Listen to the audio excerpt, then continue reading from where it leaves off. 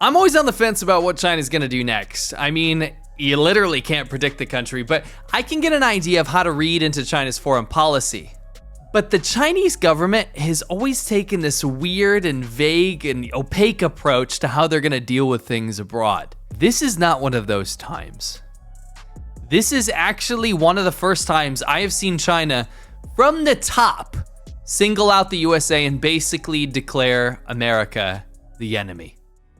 Guys, talking about China, you know it's kind of tough to get sponsors, so let's give some mad props to today's sponsor, which is Guardio. Super proud to work with this company.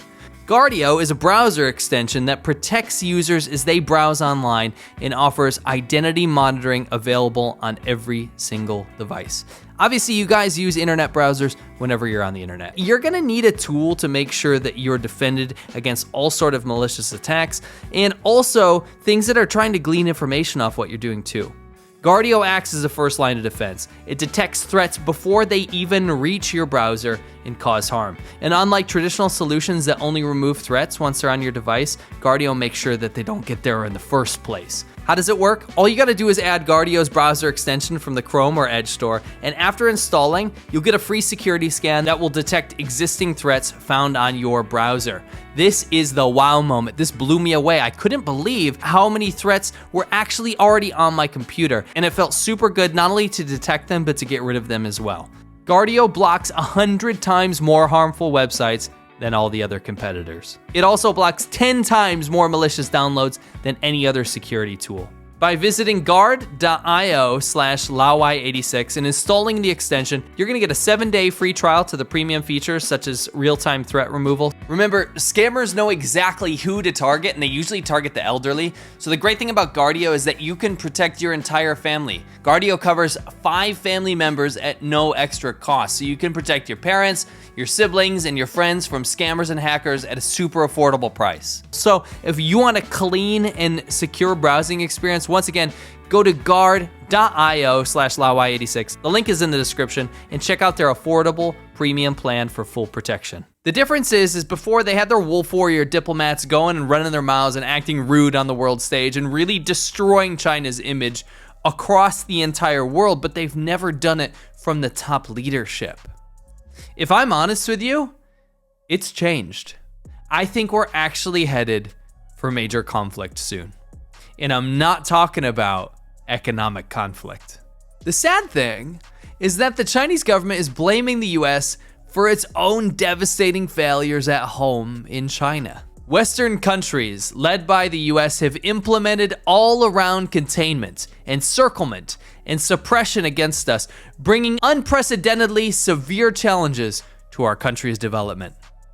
That was from Xi Jinping himself. This all happened in China's ridiculous farcical display of democracy called the Two Sessions. If you don't know what the Two Sessions is, I don't blame you. But what it will mean is that China's absolutely massive effort to get you to care about it failed. The Two Sessions is basically where the Chinese government leaders get together and they decide what needs to be done. It's pretty much soft power projection to show the world that there's this very methodical approach to this decision-making process that the CCP does. And if I'm totally honest with you, a lot of countries have bought into this. There's this bizarre notion that China, the Chinese government under the leadership of Xi Jinping, is some sort of wise, dragon-like entity that goes about calculating and planning things way ahead of time while the West just kind of reacts to problems as they come to them. Really, in reality, what China does is just a knee-jerk reaction to a problem that has finally boiled over to the point where they have to do something about it. That's actually how the Chinese government operates. But anyway, back to this Two Sessions thing. They spend insane amounts of money trying to get you as a person abroad to try to pay attention to it. They want you to care so much about this Two Sessions event because it's so important for them. So each year they spend more and more money trying new tricks to try to get you to tune in or pay attention to it.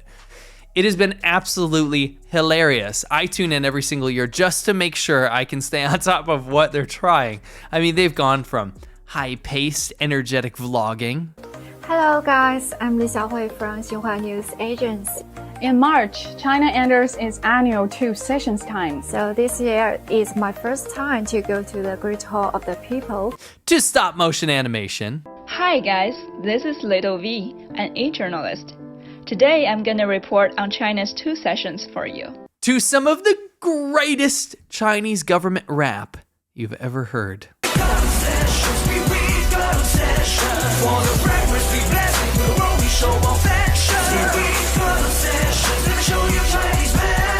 Thanks to China's 2 sessions rap, I actually learned a few new words like nephrotholysis. But I'm still pondering the deep meaning of what it means to satisfy Popeye. Anyway, China continues its brain-dead approach at making people care about these old corrupt men in the Chinese government and their self-serving goals.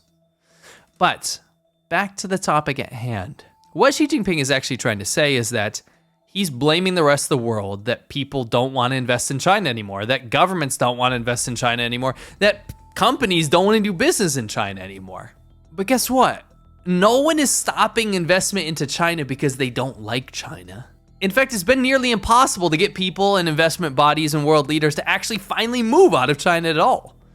No, the reason that investment has finally started to move away from China is because of your idiotic policies, Mr. Xi and company. In fact, Mark Mobius, a billionaire emerging markets investor, just did some epic damage to the Chinese economy when he said, I have an account with HSBC in Shanghai, and I can't take any of my money out.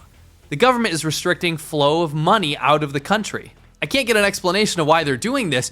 They're putting all kinds of barriers. They don't say, no, you can't get your money out, but they say, give us all the records from 20 years of how you made this money. This is crazy. The bottom line is that China is moving in a completely different direction than what Deng Xiaoping insisted when they started the big reform program, he said, referring to the former Chinese leader. No, China, the West isn't ganging up on you. You screwed up. You're operating concentration camps in Western China.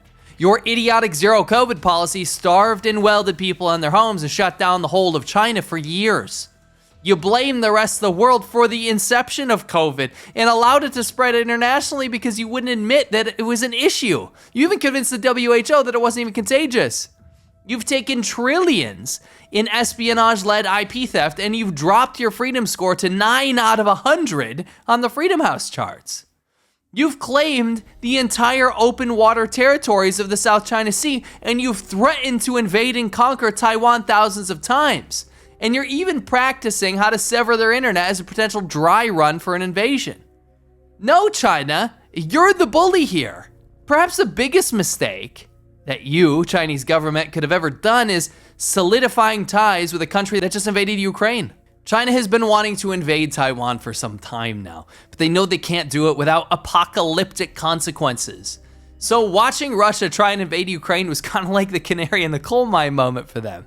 And well, seeing the invasion hasn't gone too well for Russia, effectively turning it into a global enemy state, China would have been wise to learn from this scenario. But did they? No. This is the problem with a one-party state. There can't be reason. Reason doesn't win out. Let's actually see what their new foreign minister said. And by the way, Qin Gang, the new foreign minister, is well known for having good US relations, I might add. China must advance its relations with Russia as the world becomes more turbulent. Excuse me? Were you not the government, the Chinese government that came up with the unbiased peace plan for Ukraine? Just like many things that the Chinese government has done in modern times, it's the opposite of what they say. I said this in the beginning of the invasion, China has chosen Russia. But it gets even worse, because the finger pointing is getting dangerous. Here's what Qin Gang said. If the US does not step on the brakes and continues to go down the wrong road, no amount of guardrails will be able to stop the derailment, and the relationship will inevitably fall into conflict and confrontation. Who will bear the catastrophic consequences? Well, I'll tell you what. It's not gonna be the US that's the biggest loser in this scenario. The US has given up on caring at this point. The empty threats are beyond boy who cried wolf, and the nefarious things that the Chinese government already does are only amplifying. So why not invite Taiwan's President Tsai Ing-wen over for a visit? China throws absolute wild tantrums every time people treat Taiwan like a sovereign country. You remember when Pelosi visited? They actually unleashed this Operation Fish Kill and launched missiles into the sea, devastating wildlife in the ocean. And since President Tsai Ing-wen will visit, I would like to hold a preemptive funeral service for the millions of fish that are about to die in Operation Fishkill 2.0, when China inevitably dumps even more precious ammo into the sea in petty protest of the visit. Swim in peace, little buddies. Make no mistake, guys. China has been telling its citizens to prepare for war and teaching their children and adults alike that the Americans and the rest of the world are the enemy, while the West at large makes a very clear distinction between the Chinese government and the Chinese people. But this is different, guys. This is one of the first times I've seen direct leadership take on the US from the top. This wasn't for Chinese people to hear this time. This wasn't just domestic propaganda. This was China's statement for the world. And the statement is, we choose Russia, and we want conflict with the West. Now, I'm not one to overblow things. I like to analyze things from a very logical perspective, but as someone that lived in China for over 10 years and watches Chinese propaganda and what the Chinese government does for a living, this is a major indicator that conflict is about to become reality.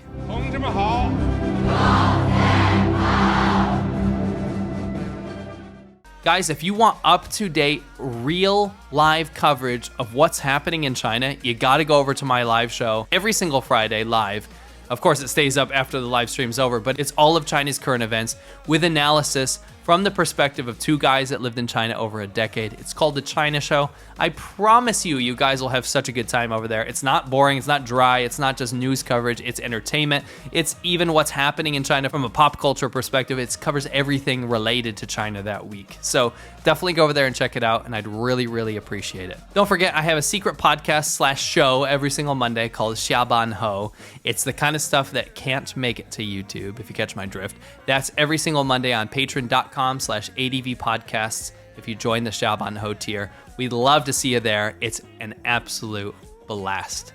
Thank you so much, guys, and I'll see you on the next video.